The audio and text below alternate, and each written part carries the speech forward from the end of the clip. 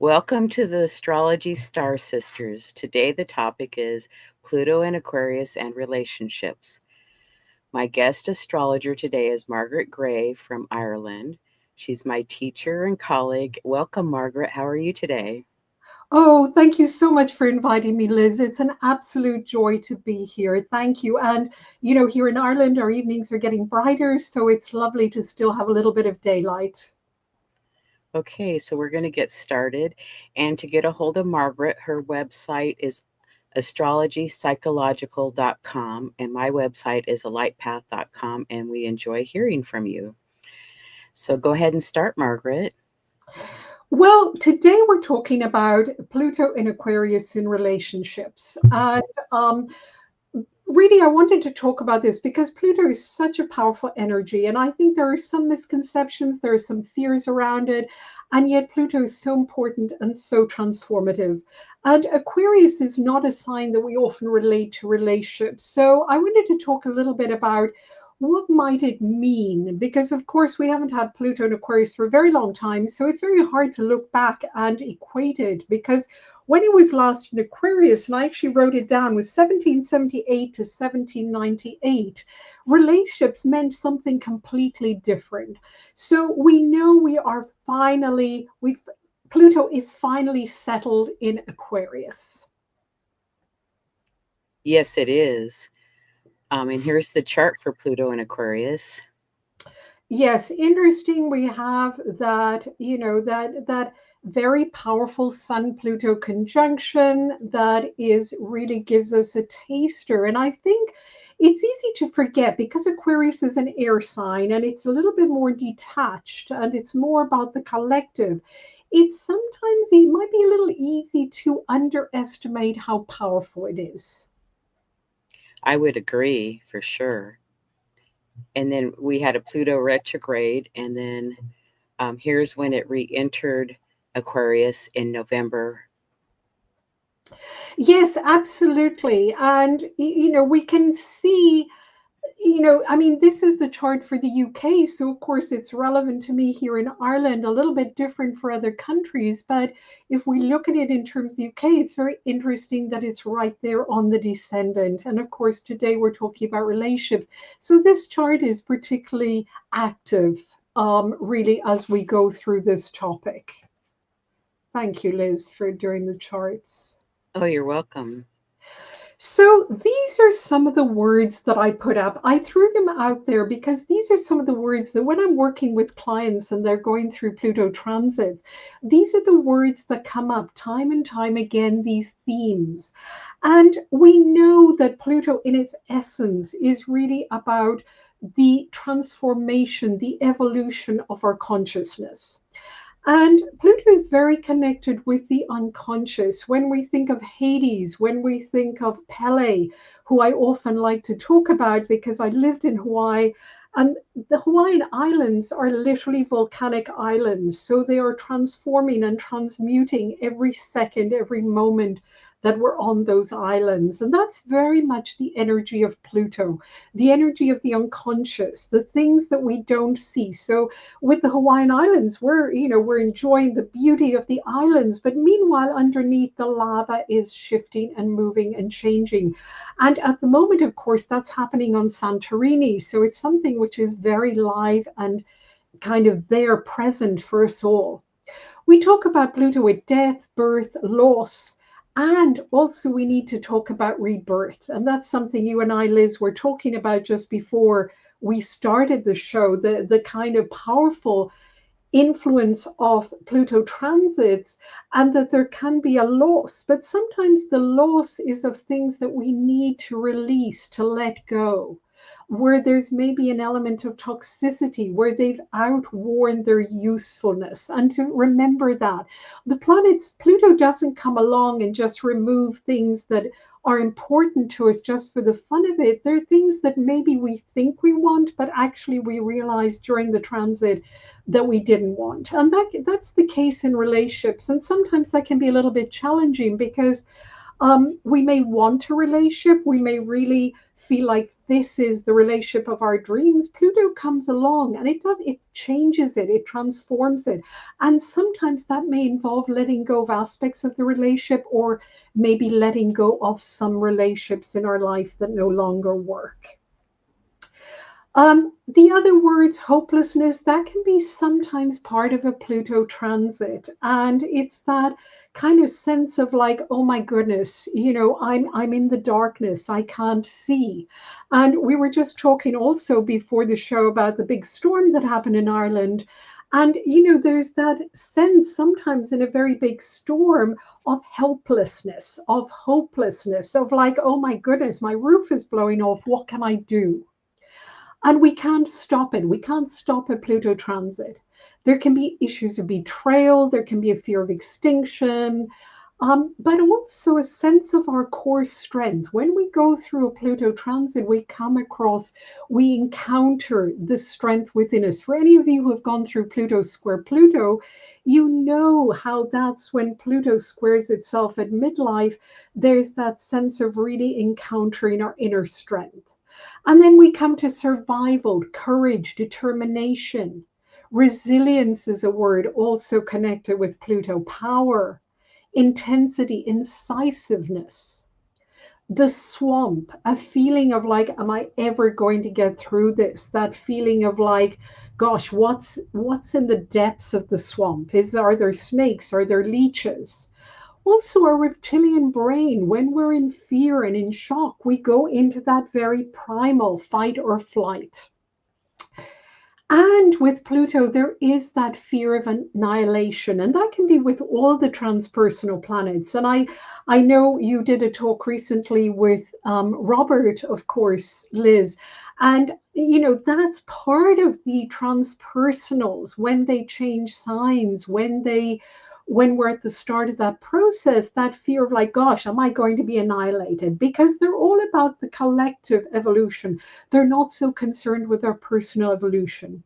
Also, in relationships, Pluto relates to sexuality and to authenticity. Anything you want to add to that, Liz, that I've left out? Well, I think you did a great job covering that, and I like that you use Santorini with the earthquakes, and they think that there could be an eruption there, and Hawaii's been very active these days, and it's been spewing a lot. I've seen quite a few live feeds of that, so it's very transformational and changing, life-changing. It really is. We're feeling it. I think there's nothing quite like the earth moving under our feet, literally, that we get a sense of like, oh, maybe I'm not as grounded as I thought I was. Maybe Earth isn't as solid, and maybe it's not as kind of secure. And what I always say to people, it's like the bamboo tree is the one that survives the storms because it has that flexibility. The big oak trees, sadly, sometimes they topple over. So it's how do we kind of integrate enough flexibility, enough movement within ourselves, and allow for the movement, particularly during Pluto transits, rather than kind of trying to hold on. Right. Don't fight it. Try to go with the flow as much as you can. And, if you need help with that, whether you journal or see a therapist to help you through that, it's great. That's a very good point. The reaching out, the having somebody there. When Inanna went down beneath, to see her sister Shkigo, she left the mayonnaise up on top. And so when she didn't call out, when she didn't respond to them calling out, they came down to get her. And I think sometimes the process of therapy is like that, where the therapist is on the edge and holding that space. And if the person is not coming out at the end of the transit, the therapist can help them. It's like throw a rope down and say, hey, I'm here. Would you like to come back up? A lifeline. I love that. That's wonderful. So, I wanted to talk a little bit about Pluto transits to the composite and what they transform. I use the midpoint composite chart. Really, if you find the Davison better, that's totally fine too, because often we talk about transits, the natal chart, but we don't talk about the composite chart. And a quick reminder that, of course, the composite chart is that combination of all the individuals involved in the relationship together, but it is a third entity. So it's made up of the dynamics of the charts of the people involved in the relationship, but it is a chart on its own. And it's a very important chart because it is the relationship chart. So when Pluto comes along and is transiting the sun in the composite chart, what is changing, what is undergoing transformation is the purpose of the relationship. So, why is this relationship in existence? And that can feel sometimes a little bit, it rocks the boat, but it's also a great way to get to the core of why are we in this relationship? What is the purpose of the relationship? And does that still align with the individuals? And that also depends sometimes on different developmental stages. When we're in our 20s in a relationship may be very different than when we're in our 50s, 60s, or 70s, or 80s, or 90s. And so the purpose of the relationship changing with Pluto depends on how that aligns with the individuals. The moon, of course, is the emotional expression and also the intimacy needs of the relationship. So when Pluto comes along and is transiting the moon, there's going to be a shift, a change, a deepening, a need for deepening. And that depends, how does that align with the moon in the composite, and how does that align with both individuals' moons? And that's where it can be helpful to go to an astrologer to actually have to get that interpretation. Because I know people look online and there's so much fantastic information online, but that's all very general. And when we're looking at relationships, it's important to know the individual charts involved and the composite chart, and of course, the overlap between all of them. Mercury, communication in the relationship. Pluto transits are transforming communication. The amazing thing about Pluto transits that I've seen with couples, both with couples therapy and with relationship astrology, is that Pluto can often deepen the communication or offer new ways or really bring a couple to a place, that a deep place of connection, both emotional and communication wise, that they haven't been to before. So it can be incredibly transformative. It can also, though, sometimes bring to light big gaps in communication.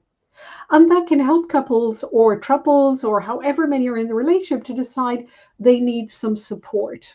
Venus is values. Um, Pluto can transform the values or bring them to light or get rid of things in the relationship that maybe have been covering up what this relationship needs in terms of values. Mars in composite chart is sexual drive, that chemistry, that connection. And not to underestimate that. It's different for all relationships, but it's very important that that's aligned with what the individual needs are. And that can go through quite a big change with Pluto transit. Sometimes that can change in the sense of increasing the drive, that there is greater sexual intimacy, or sometimes it can change in terms of maybe it doesn't matter so much in this relationship. The important thing to remember is there's no right and wrongs with relationships. That's all down to the individuals in it. But it's also, what does the relationship itself need? Does that align with the individuals? Jupiter, philosophies, joy, a sense of joy. We often leave that out. Pluto aspecting composite Jupiter can help to clear anything that is blocking the relationship from feeling joy. And that's so important. We've a tendency as astrologers and as psychotherapists to focus on the difficulties, the challenges, and we forget about things like joy that are such a connecting feature in relationships. We've got to experience joy. And so looking at the composite Jupiter, we can see, okay, what might it be that brings us meaning, that brings us joy in this relationship? And Saturn are boundaries.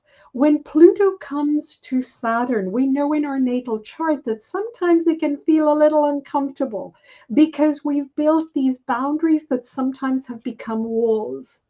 And so when Pluto goes to the composite Saturn, it's like, are the boundaries the ones that are helpful? Are there sufficient boundaries? Do we need to create more boundaries? And a very important thing that friends of mine told me years ago, they've been together many, many years. And I asked them once, I said, what helps you the most in your relationship to go through? They've had incredible ups and downs, very, very courageous couple. And they told me boundaries in terms of not allowing family, friends, or anybody to get into that space that is our space. And that always stayed with me. And I thought there's a wonderful example of Saturn at its best.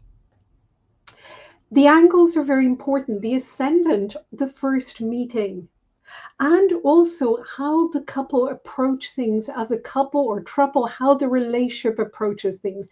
The descendant are the needs in the relationship, the needs for connection. The relationship dynamics, very, very important. The MC, the public persona, the IC at home. When Pluto transits any of those angles, we really feel it. And not to assume that because it's a Pluto transit to the descendant, the composite descendant, the relationship is going to end. It may deepen. Often it goes into a deeper place. I've also seen it in charts where people have had children, adopted children. Suddenly there's a change in the relationship dynamics. Something changes. And on the ascendant, there can be something. There can be a new spark in the relationship, a new start, a new beginning. And at the IC, sometimes the relationship literally moves to a different country, to a different location. And the MC can be suddenly the public persona. The relationship is seen differently. What are your thoughts, Liz? Well, I think that all that you shared with us was very useful and informative information. And it doesn't Pluto doesn't have to just be conjunct with these planets. It can have an aspect to them also. So it's like a person could say, well, gee, I don't have any of those planets in Aquarius, but you might have something in another sign that's talking to Pluto and uh, um, activating that energy.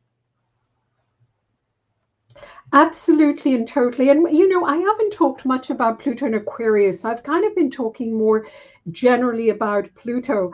So, just to say something a little bit more about Pluto and Aquarius, it's an air sign. It's not a warm and fuzzy sign. And of course, as we know, Uranus and Neptune are also moving into air and fires. So we are going to suddenly find ourselves by early 2026, really, with these transpersonals in signs that we don't normally connect with relationship. Because really, we tend to connect really earth and water more with relationship, the emotional realm, the physical realm.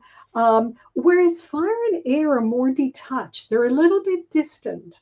But one of the things I would say about Pluto and Aquarius specifically is that we know it's got more to do with groups than with intimacy. And we'll talk about that in a moment a little bit more. But just to say, that is the context we're in. It's not just Pluto and Aquarius, it's all the transpersonals shifting from what we've been used to, which is earth and water, to fire and air. So it is quite a collective shift, but it's also a huge shift in our relationships because we're trying to adjust. We're used to connecting with people on these levels, and now we're feeling that shift happening. So this is a chart I used for a talk I gave a while back, and I wanted to use it again to give you something practical. I've got Virgo ascendant, so I kind of like things to be as practical as possible that you can apply them to yourself. So these are the houses in the composite chart, and we know that the houses in the composite chart are a little bit different than the natal chart. The ascendant is the start of the relation, First house, early years. Second house, values, money. So there are a lot of similarities, but there are also a little bit of differences because the seventh is that one-to-one dynamics in the relationships, and the eighth, those power dynamics that come up. So the 12th is very interesting as a composite house because there are hidden aspects in the relationship. So if you've got planets in the 12th house, maybe give some consideration to, is there something in your relationship that is particularly private? It doesn't even have to be hidden. It may be private. The 10th house is a very visible house for the composite chart. So when Pluto, for example, is going through, and sorry, let me backtrack a second. What's very interesting is when I see charts of individuals that are not, that are quite introverted charts, that maybe have a lot of 8th and 12th house planet, and they get into a relationship, and suddenly there are a lot of planets in the composite 10th house. And that can take some adjusting. What I often say, some bridging between their planets, their chart, and the composite chart, because suddenly within the relationship, as a relationship, they find themselves in the public eye. And that can really, really take some adjusting and sometimes doesn't work. Again, it depends on where they're at in their own life, their age, who, what they're doing in the rest of their lives. But just to notice that that's really something that can be a little bit kind of, yeah, a little bit hard to adjust. When Pluto then is transiting that 10th house, that's when changes can happen. That maybe a relationship that wasn't so comfortable in the public eye may suddenly go into the public eye, or maybe a relationship that was used to being in the public eye may suddenly actually be less in the public eye. And that might take some adjusting, because if it was maybe a relationship that kind of most of the relationship was built around being in the public eye, that can be quite a big adjustment. So keep in mind, as Pluto in Aquarius is traveling through all of this, Pluto in Aquarius, Aquarius is about ideals. It's about ideas. We were used to Pluto in Capricorn that was about concrete structures.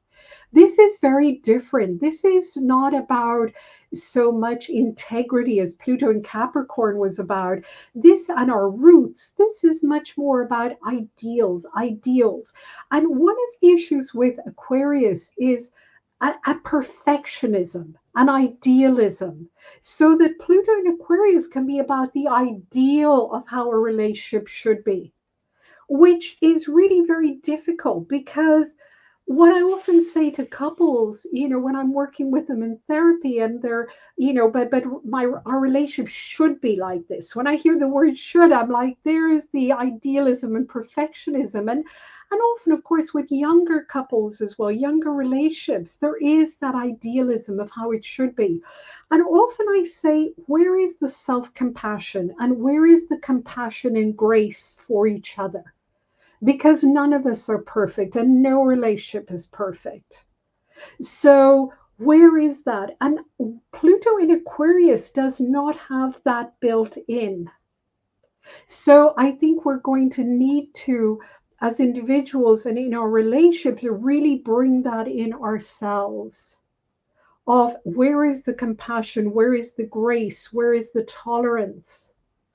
Because otherwise we can't be in relationship with anybody, really, because there needs to be a give and take. And the ideals, we know when we read books, and I remember when I was studying to be a therapist, and there were all these books on how we should all be and how we should work with clients and everything. And the same as astrologers, we read how we ought to be the perfect astrologer, and then we meet our first client and it doesn't go like that. It doesn't work like that.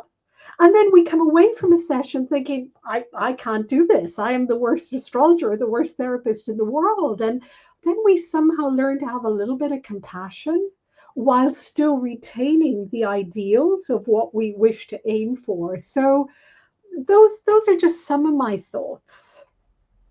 Well, thank you for sharing that. That was beautiful. And we have another slide here. this is really coming back to Pluto in Aquarius. The big question is, what are relationships going to be like? And I mentioned this in another talk, and I think it's important. I was at a conference recently. In fact, it was a therapy conference, and there was a university over from the US here in Ireland. It was a great conference, but we were talking about AI and psychotherapy. And AI started kind of being a little bit of kind of an automated companion for people who were struggling to go and get therapy. But what it's increasingly becoming is, for some people, a substitute for therapy.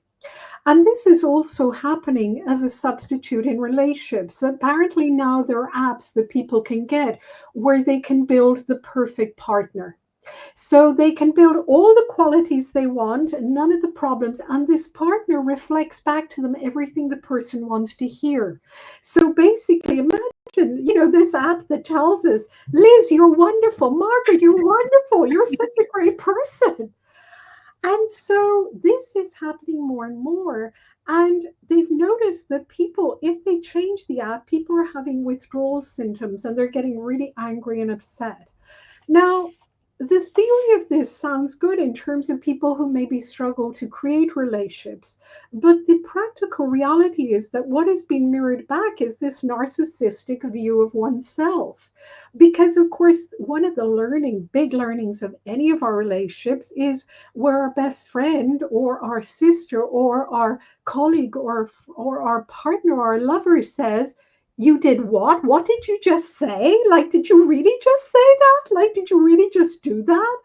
And so we're mirrored back a reality that maybe isn't always that pleasant, and we learn from it. And we think, gosh, I did. I'm so sorry. Did I use a tone of voice? I didn't mean to be rude, or was I rude? Was that too direct? And we learn. That's how we learn. If we were on a desert island, we'd never learn about ourselves. But these apps, if they're just going to mirror back everything that is what we want to hear, there is no learning. So I'm wondering with Pluto in Aquarius, that's one of the things I'm wondering about, that there's that. I'm also wondering with Pluto in Aquarius that we're connecting more and more, of course, online. And the beauty of it here is that we can talk together. But if we are wanting intimacy, what happens to the intimacy? Do we Right. get used to not having it? That's really a big concern, I think. Right. And if we don't know how to interact with people, just having that app, I mean, that's very Aquarius, but having that app, it's like it'll be traumatizing to interact with real human beings, I would think. Absolutely. How do we deal with their emotions? And also, one of the things that came up, it was at a conference several years ago, it was pre-COVID, and I was doing a talk with another colleague.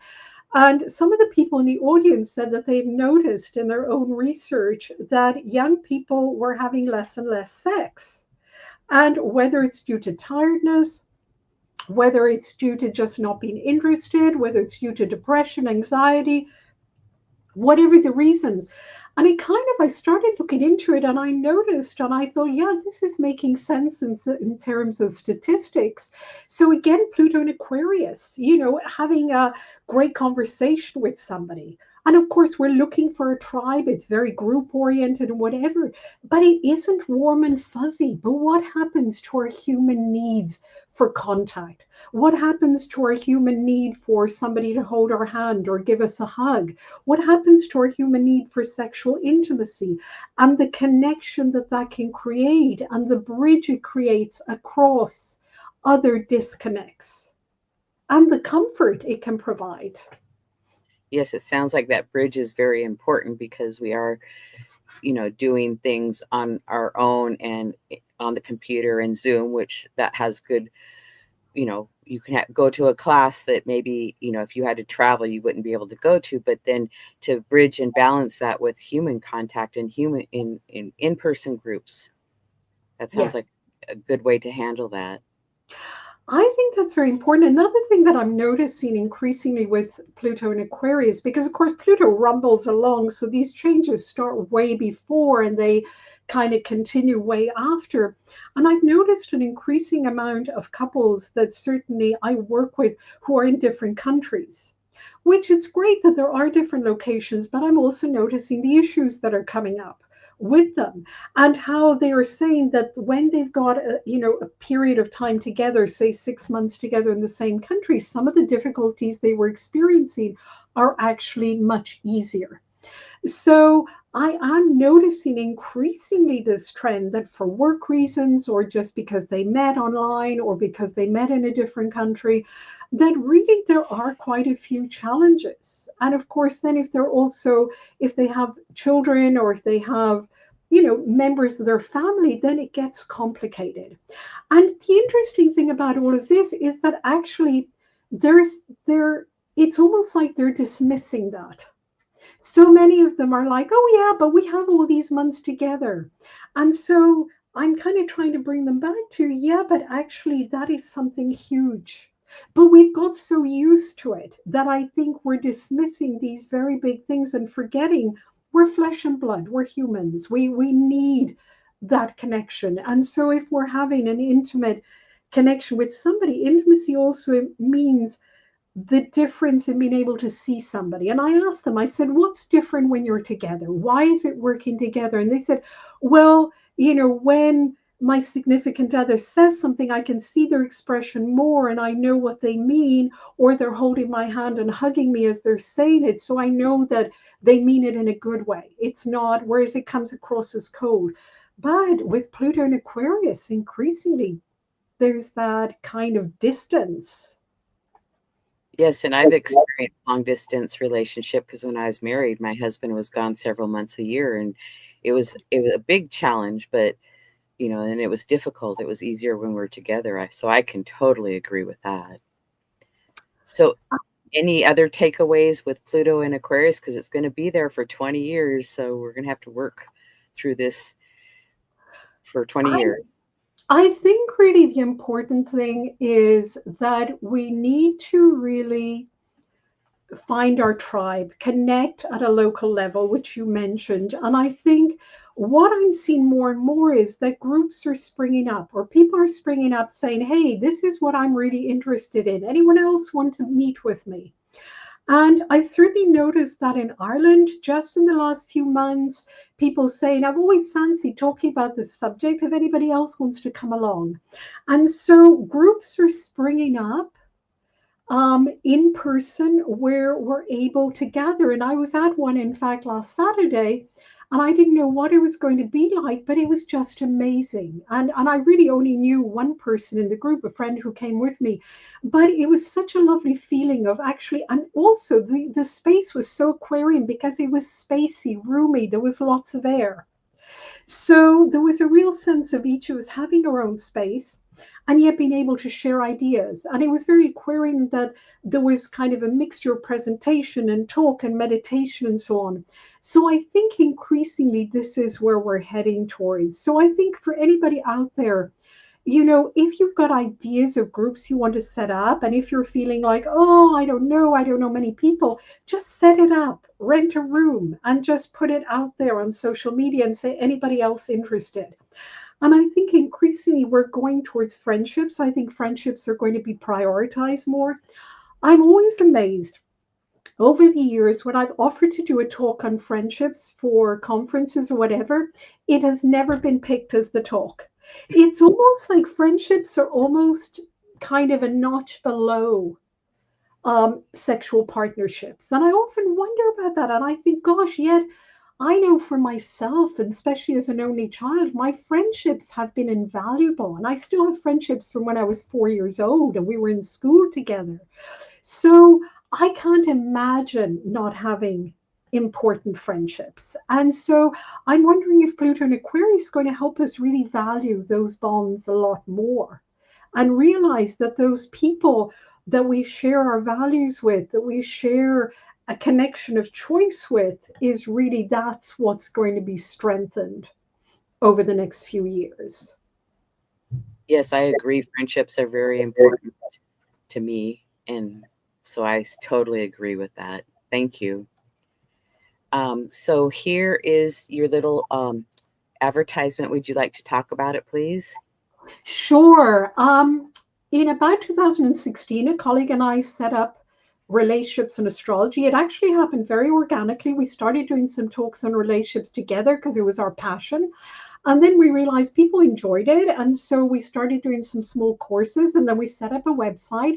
And the whole project has evolved over time, where now I have taken it over completely and renamed it the Center for Relationships and Astrology. And I've been working with some amazing colleagues. Many of you know, of course, Anne Ortley and Rachel Lang and Yvonne Smith Tarnas before her, and Carol Taylor and Jorge. I mean, there are just some fabulous people that I have the good fortune to work with.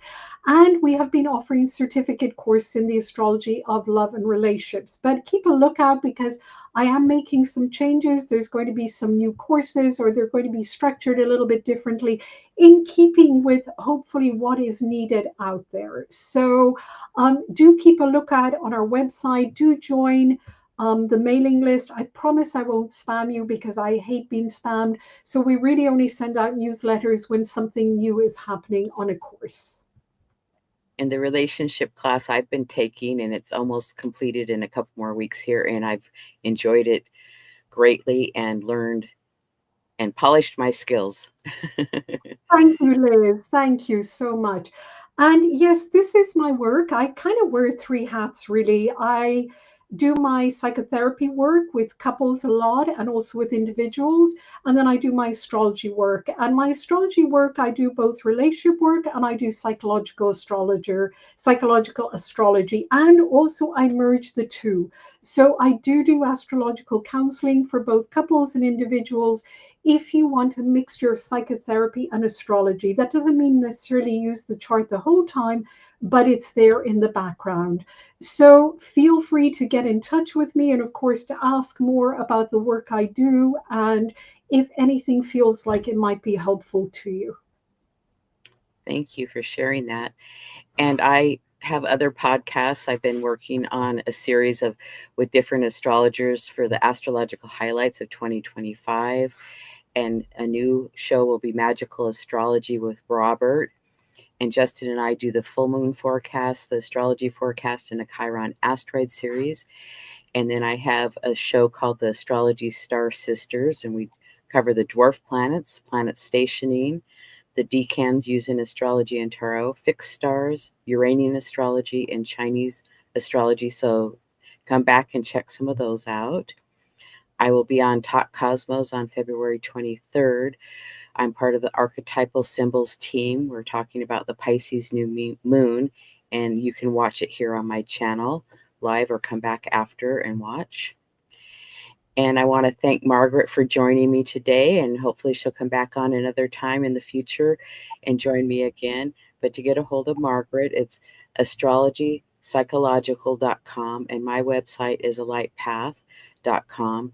And I want to thank everybody for joining us today, and all of you that come back and join in the future. And I'm going to say goodbye for now. Liz, thank you so much for inviting me. Thank you. It's been a pleasure. You're welcome. Thank you.